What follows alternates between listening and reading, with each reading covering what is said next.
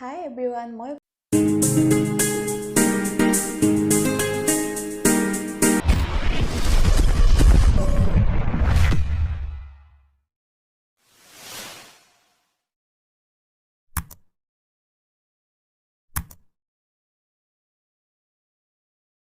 মোৰ ইউটিউব চেনেললৈ পুনৰবাৰ আপোনালোকক স্বাগতম জনাইছোঁ। আশা কৰোঁ আপোনালোক ভালে আছে।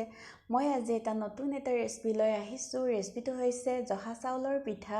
তিল দি মই কেনেকৈ বনালোঁ আপোনালোকক দেখুৱাম আৰু আপোনালোকে ভিডিঅ'টো শেষলৈকে চাব। আৰু যদি মোৰ ভিডিঅ'টো ভাল পায় তেতিয়াহ'লে like, comment, share and subscribe কৰি দিবলৈ নাপাহৰিব। মই আজি ক'ম আপোনালোকক তিলৰ কেইটামান স্বাস্থ্যৰ উপকাৰিতাৰ বিষয়ে। তিল আমাৰ মেইনলি চুলি আৰু ছালৰ উজ্জ্বলতাত বহুগুণে সহায় কৰে আৰু তাৰ উপৰিও আমাৰ হাই ব্লাড প্ৰেছাৰ, ছুগাৰ, থাইৰয়ডৰ প্ৰব্লেম সেইবোৰতো এই তিলে বহুগুণে সহায় কৰে। আৰু এই তিলবিধত জিংক, ফাইবাৰ, আইৰণ, কেলছিয়াম সেইকেইটা আছে কাৰণে আমাৰ ইমিউনিটি ষ্ট্ৰং কৰাত বহুগুণে সহায় কৰে।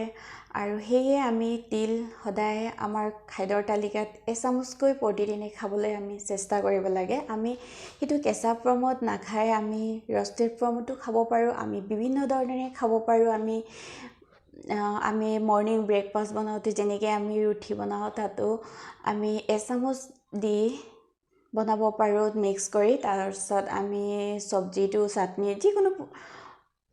যিকোনো মানে পৰ্যায়ে আমি খাবলৈ চেষ্টা কৰিব লাগে। আৰু এই তিলবিধক আমাৰ ৰিচাৰ্চ পাৰ্চনে কোৱা মতে এই তিলবিধক এনাৰ্জি বুষ্টাৰ হিচাপেও ব্যৱহাৰ কৰে বুলি কোৱা হয়। সেয়ে আমি সদায় তিল খাবলৈ চেষ্টা কৰিব লাগে আৰু বিভিন্ন বেমাৰৰ পৰা আমি বাচি থাকিব পাৰিম। সেয়ে আপোনালোকলৈ আগবঢ়ালোঁ। আৰু যদি আপোনালোকে ভিডিঅ'টো ভাল পালে তেতিয়াহ'লে লাইক কৰিব, শ্বেয়াৰ কৰিব আৰু চেনেলটো ছাবস্ক্ৰাইব কৰি দিবলৈ নাপাহৰিব। তেনেহ'লে চাওক মোৰ আজিৰ ভিডিঅ'টো।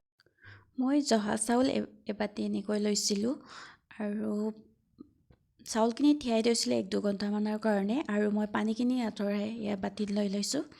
আৰু এতিয়া মিক্সিত গুড়ি কৰি ল'ম চাউলখিনি। আৰু মিক্সিত এইটো গুড়ি কৰা মোৰ হৈ গৈছে। এতিয়া মই পিঠাখিনি এনেকৈ বাচন এটাত ওলাই ল'ম। আৰু মই ইয়াতে দিম গুড়, নাৰিকল এটুকুৰামান দিম আৰু ইয়াতে এচামুচ তিল দি মই পিঠা বনাম। আৰু এয়া মই পানী অলপ দি সানি ল'ম ধুনীয়াকৈ গোটেইখিনি মিক্স কৰি। এয়া পিঠা হৈ গৈছে। আৰু মই ইয়াত ৰিফাইন তেল দি এনেকৈ ভাজি লৈছোঁ ধুনীয়াকৈ। 2 চাইডে ৰঙচুৱা হৈ যোৱাকৈ এনেকৈ ভাজি লৈছোঁ। আৰু এনেকৈ পিঠা বনালে খাবলৈ বহুত টেষ্টি হয়। আৰু এই তিলবিধত বহুত স্বাস্থ্যসন্মত হয়, স্বাস্থ্যৰ বহুত উপকাৰিতাও আছে। আৰু হাই ব্লাড প্ৰেছাৰ, ল' ব্লাড প্ৰেছাৰ সকলো মানে কণ্ট্ৰল কৰাত সহায় কৰে বুলি ৰিচাৰ্চ পাৰ্চনে কোৱা হয়। আৰু এইটো সকলো মানুহে খাব পাৰে।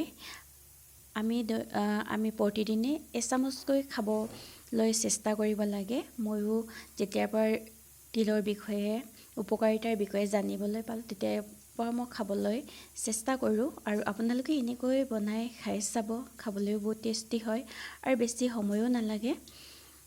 এনেকৈ পিঠা বনাই খাবলৈ বহুত টেষ্টি হয়। আৰু যদি আপোনালোকে এনেকৈ বনাই খোৱা নাই তেনেহ'লে বনাই খাই চাব, খাবলৈ বহুত টেষ্টি হয়। আৰু এই তিলবিধে আমাৰ স্কিন আৰু হেয়াৰ ধুনীয়া কৰাত সহায় কৰে। আৰু এনেকৈ আপোনালোকে খাই চাব।